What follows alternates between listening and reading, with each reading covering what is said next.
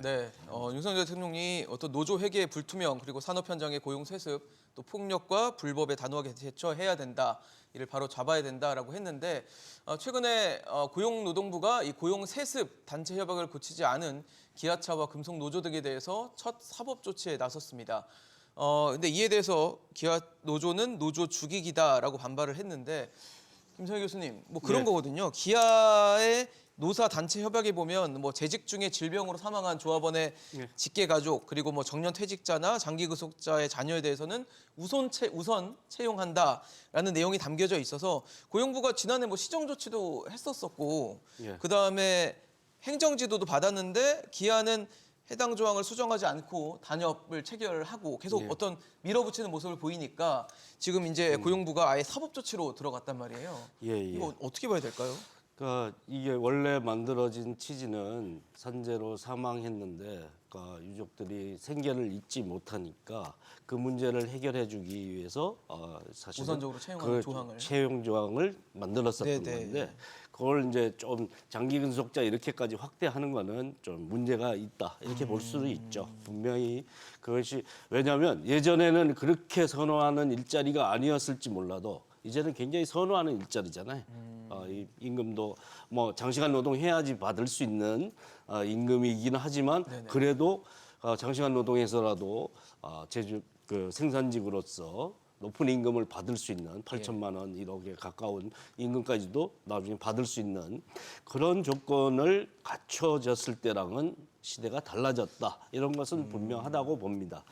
근데 과연 근데 이것이 이제 정책적 비전, 평가로 들어가지 않고 예. 사법적인 처리에 대한 방식으로 이것을 다뤄야 되는 사안이냐에 대해서는 논란의 여지가 있다고 생각합니다.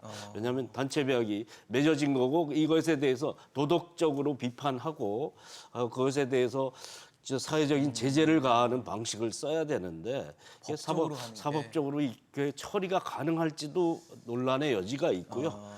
이렇게 정책적 비전이나 이 방향보다는 사법 처리에 의존하는 방식으로 국면을 돌파하는 것을 노동정책에서 많이 구사하는 것이 과연 바람직한 그 노동 세계의 비전을 만들어 줄 수 있을까에 대해서는 고민됩니다. 예. 근데 사실 고용부가 지난해에도 시정 조치하고 그 다음에 두 번인가 시정 명령을 또 했더라고요. 근데 어쨌든 노사 단체 협약에 들어가 있다는 이유로 밀어붙이니까 아마 정부는 예. 이제 계속 했는데 뭐 변화가 없으니까 아예 예. 법적 조치로 좀 들어간 걸로 보이거든요. 노조 집행부도 이제 직선제에 의해서 선출되지 않습니까? 조합원의 이해를 그래서 기업별로 조합원의 이해를 대변하는데 급급한데 이게 뭐 고양이 목에 방울 달기죠. 그러니까 그걸 하는 집행부는 욕먹게 돼 있겠죠. 그런 내부적인 메커니즘과 외부에서의 시선에 대해서 조화를 이루지 못하는 그런 단적인 문제점 중에 한 가지다 이렇게 생각합니다. 예. 조 교수님 어떻습니까? 근데 뭐 사실 기아 자동차가 뭐 좀 특정이 돼서 좀 약간 좀 송구스러운데 네네. 그렇게 하시면 안 되죠. 보면은 뭐 노동 탄압이다. 이게 무슨 노동 탄압이에요? 우리가 좀 얘기를 하더라도 공감되는 얘기를 해야 되는데 뭐 지적하고 좀 뭔가 좀 우리가 바꾸고 싶다면 탄압이야 무조건. 이게 어떻게 탄압이에요 보면요. 그리고 미안하지만은 아까 그 뭐 산재 사고 예. 그런 경우는 보면은 산재 사고의 어떤 좀 넉넉한 어떤 보상을 통해서 해결을 해야 되지. 그걸 어떻게 그걸 세속적인 어떤 그 대물림으로 채용이나, 이건 네, 아니고. 고용체제. 그다음에 지금 장기 근속자 예. 이거는 보면은 이중의 혜택을 받는 거죠. 장기 근속한 거로서 충분해야 되는데 그것도 모자라니까 뭘 더 달라? 이 정도까지 되면은 사실은 모럴 해저드라고 얘기를 안 할 수가 없고요. 그다음에 세계 유례가 없을 거예요. 세계에. 이거는 뭐 어떻게 보면 사법 처리가 이거 뭐 그냥 당장이 아니고 몇 번 경고를 했잖아요. 따라서 보면은 이거는 반드시 사법 처리라고 무슨 뭐 자르고 무슨 벌 주는 거라기보다도 바로 잡는 거니까 법적으로 바로 잡아야 됩니다. 그다음에 또 하나 굉장히 귀에 거슬리는 게 뭐 우선 고용.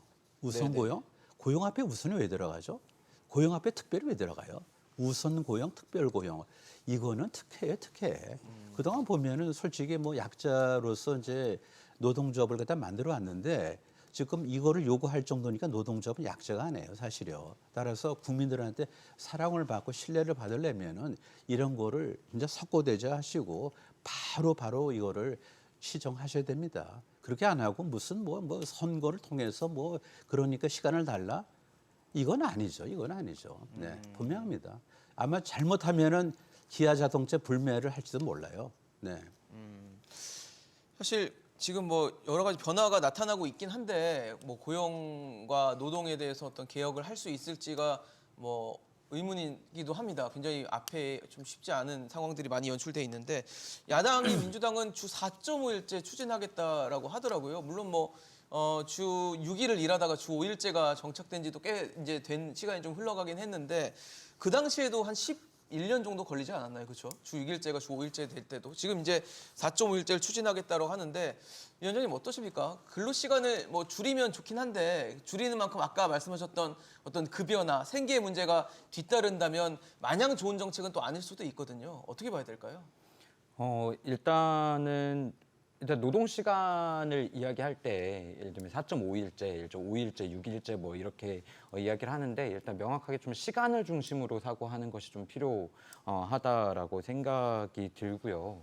이제 그렇기 때문에 뭐 4.5일제를 도입하겠다라고 하는 것보다는 명확하게 지금 우리가 몇 시간 일을 하고 있는가를 좀 중점적으로 봐야 될 것 같은데 4일을 일하든 네. 5일을 일하든 몇 시간을 일하느냐가 더 중요하다 말씀이시죠? 네, 맞습니다. 근데 말씀해주신 것처럼 법정 근로 시간이 만약에 단축되면 실질 임금이 좀 삭감될 수 있는 어떤 우려 또한 분명히 있습니다. 예, 이제 예. 특히 노동조합이 없거나 예를 들면 중소 소기업들도 소기업의 있을 거고, 사업장에서 일하는 분들 같은 경우에 더 취약할 수밖에 없는 게 현실인데요. 그렇기 때문에 좀 단축에 대한 어떤 정책과 함께 이런 실질 임금이 뭐 그 삭감될 수 있는 우려 지점에 대한 정책적 보완들 또한 좀 분명히 필요로 하는 좀 부분이지 않을까 생각됩니다.